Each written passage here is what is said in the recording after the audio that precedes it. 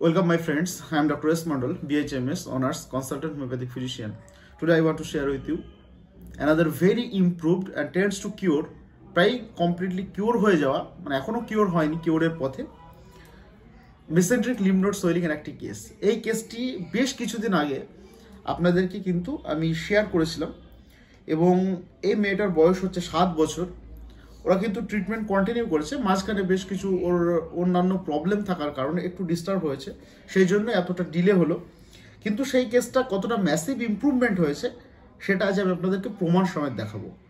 কারণ যে আল্ট্রাসোনোগ্রাফি করা ছিল বেথুয়া ডহরি, ওনারা অনেক দূর থেকে আসেন, তো বেথুয়া ডহরির সেম ল্যাব থেকে কিন্তু দুটো রিপোর্টই করা আছে, আগেরটা এবং পরেরটা, এবং কী কী মেডিসিন আমি পেশেন্টটাকে দিয়েছি এবং তার পুরো কেস টেকিং শিট, তার প্রেসক্রিপশন, সমস্ত কিছু ডিটেলস আমি দেখাবো এবং সর্বোপরি আমি পেশেন্টের কাছ থেকে শোনাবো ওনাদের অভিব্যক্তি, ওনাদের অভিমত। তো আমি রিকোয়েস্ট করব, এটা তো আমি দেখাচ্ছি। এই যে আপনারা দেখতে পাচ্ছেন, প্রথমেই যদি বসেন বসেন বসেন প্রথমেই যদি দেখাই, this is the case taking profile. না, জাস্ট আমি আগে আল্ট্রাসোনোগ্রাফি রিপোর্টটা দেখাই। আল্ট্রাসোনোগ্রাফি রিপোর্টটার দিকে যদি দেখেন, এই রিপোর্টটা হচ্ছে 21শে অগস্ট।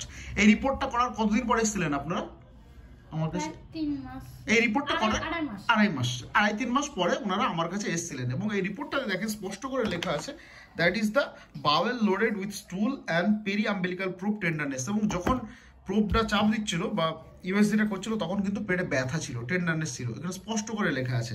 এবং তার সঙ্গে বাওয়েল লোডেড উইথ স্টুল, এবং স্টুল ক্লিয়ার হচ্ছিল না, পায়খানা পরিষ্কার হচ্ছিল না, এবং তার সঙ্গে ওয়ার্ম ইনফেস্টেশন কিন্তু ছিল।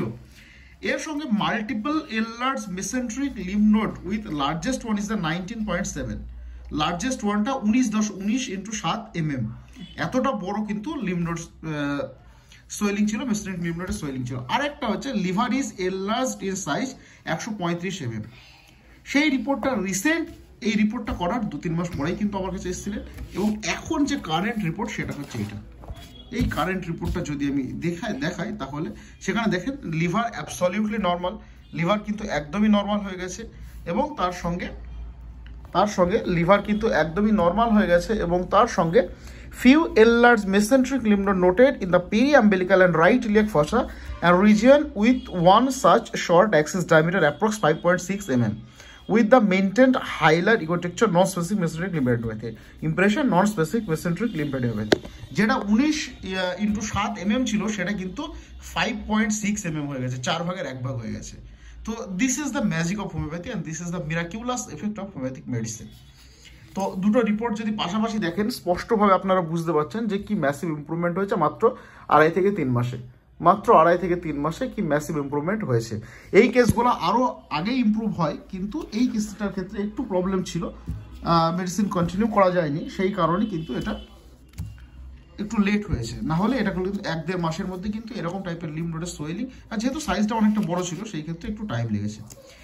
This is the case taking profile. This is the case taking profile. Multiple enlarged lymph node, the allergic urticaria and the growing pain ছিল, shortness of breath, হালকা হালকা শ্বাসকষ্ট টাইপের সিম্পটম ছিল, সেগুলো এখন আর হয়? সমস্ত কিছু বলবেন, আমি আপনাদেরকে জিজ্ঞাসা করছি। ডিলেড ওয়াকিং এটা ছিল, এবং আমি বেশ কিছু ব্লাড টেস্ট বা সেসব রিপোর্টপত্র নিয়ে এসেছেন, আছে এখানে দেখেন, একবার বার করেন তাহলে একটু দেখিয়ে দিই।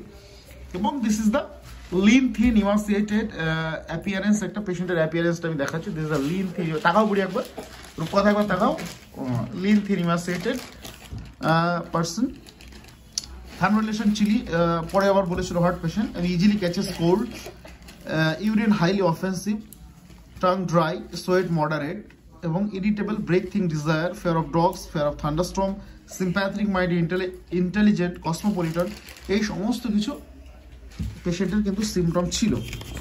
এবং দিস ইজ দ্য হিমাটোলজিক্যাল টেস্ট, এবং আমার কাছে আসার পরে বেশ কিছু টেস্ট আমিও করাই, তো সেই টেস্টগুলো এটা, যে টোটাল অ্যালার্জি লেভেল কিন্তু অনেকটা হাই, 1020, যেটা ম্যাক্সিমাম 90 বা 100 থাকার কথা। After that this is the sea reactive protein or calcium, this is the complete blood হিমোগ্রাম, blood haemoglobin level অনেকটা কম আছে, 9.9 ছিল, এখন হয়তো নিশ্চয়ই ঠিক হয়ে গেছে। রক্তের গ্রুপ হচ্ছে বি পজিটিভ, ভিটামিন D3 কম ছিল 22.5, যেটা 30 থাকার কথা।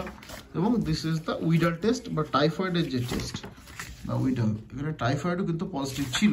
আগে জ্বরটা আসতো, এখন সবার আসে? এবং this is a test for the serum amylase আর লাইপেজ। যেহেতু এই ধরনের কেস আসলে প্রথমেই ডাক্তাররা যেটা সাসপেক্ট করে সেটা হচ্ছে যে প্যানক্রিয়াটাইটিস, সেই প্যানক্রিয়াসের কোনো প্রবলেম আছে কিনা, কিন্তু সেখানে কোনো প্যানক্রিয়াসের প্রবলেম কিন্তু নেই। This is the report of the TSH or thyroid stimulating hormone, absolutely normal. This is the lipid profile. Where is the triglyceride is slightly increased or slightly high.